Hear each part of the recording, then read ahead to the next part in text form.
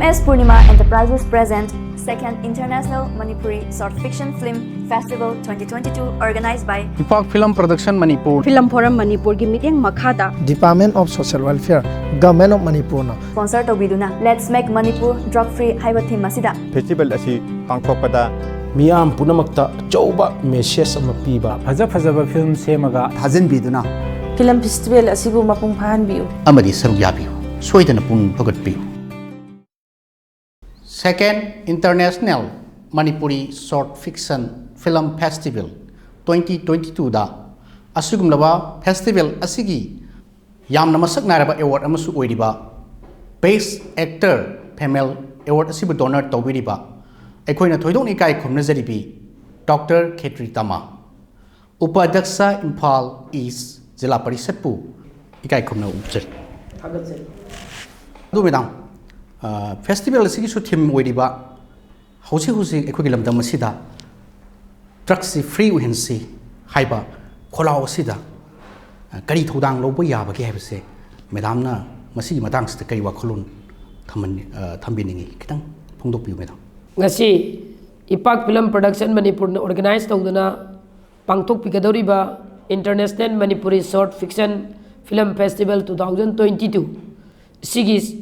film festival asigi mapung oiba topic amadi theme Let's Make Manipur Drug Free haiba theme masida ekoi pangthok kadoriba film festival asi yamna matam siga chunaraba dugumlaba theme amakak puthok pirak pasi yam nuai tasengna hujik manipur si drug ta ekoi yam kanna drug si manipur dagi free oina na bokona bada manipur gi tongan ba Manipur government manipur gi CSO sing manipur gi civil society organization sing aduga mayam punamak ekoi punna kusamna dana khona jari bani duba hujik manipur da ekoi drug free oina na bagi damakta ekoi manipur da leiriba ekoi punamak angak pa phangna akan ma mawong da ekoi inkalak liban harol sing sidaida ekoi na fabo wakalol mayam ma pi na khona ba aduga loinana ekoi not only ekoi gi festival kaknatana not only ekoi message kaknatana not only awareness kaknatana ekoi na yamna mathau tarisi manipur gi loji loyada manipur gi kachin koyada leiriba thaine ipai pu haktak tagi ekoi gi leijaramba ekoi gi sanabung singse masi marang kaina semkatana matam ga chanaba mong ge dugumba playground sing ohendana ekoi gi laikai da leiriba ekoi gi inkhalak liba youth mayam singse ngasi di ekoi gi khungang oisanu sor oisanu laikai sing sidai da puthondana makoi mayam sing si boi ekoi gi sana khanobagi lamda koi mapung khare hena ekoi phana ekoi saruk yahan base masisu ekoi one of the major ekoi part amani haidana ai thamjage loina na tongan ba art and culture gi lamda pungda oisanu isai da oisanu jagoi da oisanu natraga ekoi tongan ba thaina gi oiba culture ga mari leina ba sigumba hiram kaya dasu manipur gi inkalak liba ekoi naharol singse makoi singsi ekoi tongan ba ujaguru gi manakda ekoi thadana makoi singsi su ekoi gi tongan ba koi drug tagi lapna ba lehen bagi matam dusu yaure haina ai thamjage aduga loina na ekoi inkalak liba nupi macha sing mapung oina ngasi nupa macha khak natana nupi macha sing bawbada drug sidai dai ekoi khongdarakpa aduga drug si mahau tongningakba aduga drug sigi magi chapchaba magi afa phatta khangdana masdai dai ekoi tas tawdana masda laichuna na bagi thak amda laiba nupi macha sing sisu ekoi gi tongan ba nupi macha sing si makoi ga chana jaba nupi macha sing si mapan thokpa yaroi haibagi wakalon nataba laikai da leiba duguma community hall singda nupi macha sing gi ba tongan ba laikai gi club na laikai gi association organization singchina nupi macha sing gi su oiba ekoi gi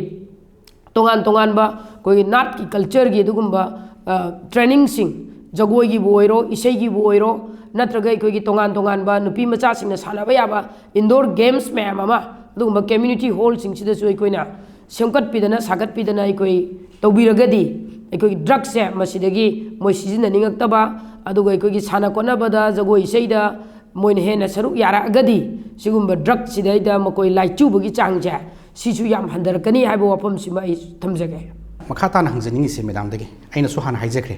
madam di ekoina ngasi dagi na si mamangda Facebook page da social media da madam gi hiram khotimakta thabuk thorum kaya amati ugre wakhalon su kayam khangre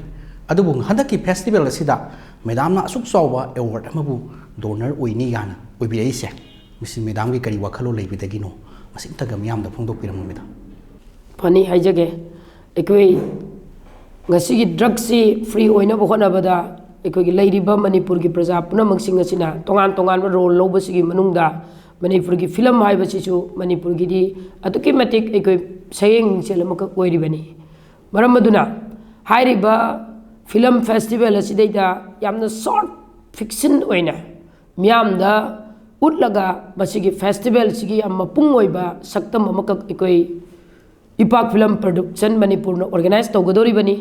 ꯃꯔꯝ ꯑꯗꯨꯅ ꯍꯥꯏꯔꯤꯕ ꯌꯥꯝꯅ short fiction film ꯑꯁꯤꯗ ꯇꯣꯉꯥꯟ ꯇꯣꯉꯥꯟꯕ ꯑꯩꯈꯣꯏꯒꯤ ꯃꯃꯥꯒꯤ role ꯂꯧꯕ ꯄꯦꯔꯦꯟꯁꯁꯤꯡꯒꯤ ꯔꯣꯜ ꯂꯧꯕ ꯌꯨꯠꯁꯤꯡꯒꯤ ꯔꯣꯜ ꯂꯧꯕ ꯑꯍꯟꯁꯤꯡꯒꯤ ꯔꯣꯜ ꯂꯧꯕ ꯆꯥꯏꯜ ꯑꯥꯔꯇꯤꯁꯁꯤꯡ ꯃꯌꯥꯝ ꯑꯃ ꯑꯩꯈꯣꯏ ꯊꯣꯛꯂꯛꯄ ꯌꯥꯏꯅ ꯑꯩꯒꯤ ꯊꯃꯣꯏꯗ ꯐꯥꯎꯖꯩ ꯇꯣꯉꯥꯟ ꯇꯣꯉꯥꯟꯕ ꯃꯈꯜꯒꯤ ꯔꯣꯜ ꯃꯌꯥꯝ ꯑꯃ ꯂꯧꯔꯒ ꯃꯗꯨꯒꯤ ꯃꯅꯨꯡꯗꯨꯗꯒꯤ ꯑꯩꯈꯣꯏ ꯈ꯭ꯋꯥꯏꯗꯒꯤ ꯕꯦꯁ ꯑꯦꯛꯇꯔꯗ ꯃꯥꯅ ꯑꯦꯛ ꯇꯧꯕꯗꯨꯗꯩꯗꯨꯗ ꯑꯩꯈꯣꯏ ꯑꯗꯨꯁꯨ ꯅꯨꯄꯤꯅ ꯇꯧꯕ ꯑꯦꯛ ꯍꯥꯏꯇꯥꯔꯦ ꯃꯗꯨꯒꯤ ꯑꯩꯒꯤ ꯋꯥꯈꯜꯂꯣꯟꯗ ꯍꯥꯏꯔꯤꯕ ꯇꯣꯉꯥꯟ ꯇꯣꯉꯥꯟꯕ ꯏꯟꯇꯔꯅꯦꯁꯅꯦꯜ ꯃꯅꯤꯄꯨꯔꯤ ꯍꯥꯏꯕꯅꯦꯕ ꯃꯅꯤꯄꯨꯔꯒꯤ ꯃꯄꯥꯟꯒꯤ ꯇꯣꯉꯥन ꯇꯣꯉꯥꯟꯕ ꯂꯝꯗ ꯂꯩꯈ꯭ꯔꯕ ꯃꯌꯥꯝ ꯑꯃꯁꯨ ꯂꯥꯛꯇꯅ ꯁꯣꯏꯗꯅ ꯁꯔꯨꯛ ꯌꯥꯔꯒꯅꯤ ꯑꯁꯤ ꯑꯩꯉꯣꯟꯗ ꯐꯥꯎꯕꯗꯒꯤ सिगुम्बा सिदैसिदैदा अखोई अतोप अतोपा फिल्म सिबु पुथोकपिरइबा तोंगान तोंगानबा राइटर सिंगी स्क्रिप्ट सिंगीदा यावरइबा मैम सिंगदुगी रोल से नुपी अमना कमदौना फेस्टिवल सिदा मागी फजबा सक्तम अमदि मागी टैलेंट्स मैम सिंगदा उथोके हाइबसे मसी तोंगान तोंगानबा जजेस मैम अबदा खल्लकांदा बेस्ट एक्टर फीमेल से खलकदोरिने अदुगुम्बा बेस्ट एक्टर फीमेल से मसी करम्बा फीमेल दा खलकदगे हाइबसदैदा नुपी की कैरेक्टर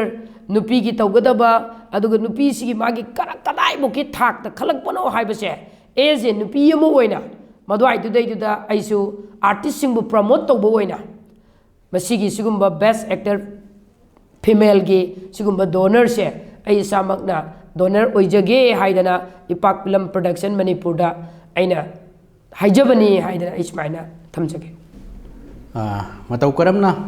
लमदम असिदा ट्रक फ्री ओहिनगेतगे हाइबगी मतांगदा मैदामगी वखलोन मयाम अमा फोंदोकपिख्रे याम नुंगाइसे अदो मैदाम हंदकी फेस्टिवल सिगी मांगोइनना मैदामगी माइकैदगी मणिपुरगी मियामदा अदुगा मणिपुरगी वांगबदा खुंदाख्रबा मणिपुरी सिंगदा करी मैदामगी माइकैदगी करी वखलोन फोंदोकनिंबा लैबगे हाइबदुसु खचितंग फोंदोकपियु मैदाम याम नुंगाइजे एकोइ इपाक फिल्म प्रोडक्शन ना ऑर्गेनाइज तौदना फिल्म फोरम मणिपुर की मखादा department of social welfare government of Manipur ने स्पॉन्सर तौदुना पांगथोकदोरिबा second international Manipuri short fiction film festival 2022 असी माई पाकना पांगथोकपुसु ओइसनो अदुगा लोइनना हाइरिबा फेस्टिवल असे मणिपुर अमदि मणिपुर की मपानदा खुंदा लेतारिबा मणिपुर जातिबु मालेमगी मियाम अमदा मसक ताइबा खुदिंगमकना हाइरिबा फेस्टिवल असी यूट्यूब की कुटांगदा तोंगान तोंगान बाई कोई चैनल कया की कुटांगदसु माई पाकना फेस्टिवल से येंगबा ओइबियु अदुगा लोइनना कोई मणिपुर की लैरिबा प्रजा पुनमकनसु हाइरिबा फिल्म फेस्टिवल असे मसी पांगथोइङै मनुंगदा बन जेनरल स्ट्राइक अदुगा तोंगान तोंगान बा मखल गे कोई डिस्टर्बेंस अमाबक तौदना मणिपुर लैरिबा प्रजा सेक्शन पुनमकना सिगुम्बा इपाक फिल्म प्रोडक्शन मणिपुर न ऑर्गेनाइज तौदना पांगथोकदोरिबा फेस्टिवल असिदा अखोई पुन्ना सरुक यामिनदना फेस्टिवल से माई पाकपा अदुगा यामना अखोइगी फेस्टिवल असिना मणिपुर की पुवारीदा ड्रग फ्री ओइननबगी अचौबा सिगुम्बा लांजंग अमगी फेस्टिवल अमा ओयनसी हाइदना अगी माइकैदगी ngasiगी सिगुमलबा मियाम मणिपुर प्रजा की मियामदा आई अपील तौजबगा लोइनना खुरुमजरी याम नुंगाई मैडम याम नुंगाई जे हाइबा तारे असुगुमलबा इपाक फिल्म्स प्रोडक्शन ना सिनजबा फिल्म फोरम मणिपुर की मिंग मखादा सिनजबनी department of social welfare government of Manipur ने स्पॉन्सर तौबीबा सुगुम्बा फेस्टिवल असिदा मैडम की माइकैदगी अचौबा मतेंग पांगबीदना असुगुम्बा अवार्ड का कटपीदना होनबीबसे अखोगी माइकैदगी हनना थागतचरी अमसुंग मैडमबु हेन हेना मैडम की पुंसीदा नुंगाई फबा बिनबीसनु हाइबा आइगी माइकैदगी थमजगे कौबीरगनु इपाक फिल्म प्रोडक्शन मणिपुरना फिल्म फोरम मणिपुर की मियेंग मखादा department of social welfare government of मणिपुरना स्पॉन्सर तौबीदुना पांगथोकलिबा ꯌꯥꯝꯅ ꯇꯦꯟꯕ ꯁꯨꯞꯅꯒꯤ ꯃꯤꯅꯠ 3-5 ꯐꯥꯎꯕꯒꯤ ꯃꯅꯨꯡꯗ ꯄꯨꯊꯣꯛꯄꯤꯗꯨꯅ let's make Manipur drug free ꯍꯥꯏꯗꯤ ꯃꯅꯤꯄꯨꯔ ꯑꯁꯤꯗ ꯂꯝꯗꯝ ꯑꯁꯤꯗ ꯗ꯭ꯔꯒ ꯐ꯭ꯔꯤ ꯑꯣꯏꯍꯜꯂꯁꯤ ꯍꯥꯏꯕ ꯊꯤꯝ ꯑꯁꯤꯗ ꯁꯤꯟꯖꯔꯤꯕ ꯁꯣꯔꯠ ꯐꯤꯂꯝ ꯀꯝꯄꯤꯇꯤꯁꯟ ꯐꯦꯁꯇꯤꯚꯦꯜ ꯑꯁꯤꯗ ꯁꯣꯏꯗꯅꯃꯛꯀꯤ ꯁꯔꯨꯛ ꯌꯥꯕꯤꯌꯨ ꯑꯃꯗꯤ ꯗ꯭ꯔꯒ ꯐ꯭री ꯑꯣꯏꯍꯟꯕ ꯍꯥꯏꯕ ꯈꯣꯜꯂꯥꯎ ꯑꯁꯤꯗ ꯃꯤꯌꯥꯝ ꯄꯨꯝꯅꯃꯛꯅ ꯑꯆꯧꯕ ꯃꯇꯦꯡ ꯄꯥꯡꯕꯤꯌꯨ ꯏꯄꯥꯛ ꯐꯤꯂꯝ ꯄ꯭ꯔꯣꯗꯛꯁꯟꯒꯤ ꯑꯁꯨꯝꯂꯕ ꯐꯦꯁꯇꯤꯚꯦꯜ ꯑꯁꯤ ꯁꯄꯣꯔꯠ ꯇꯧꯕꯤꯌꯨ ꯍꯥꯏꯖꯔꯤ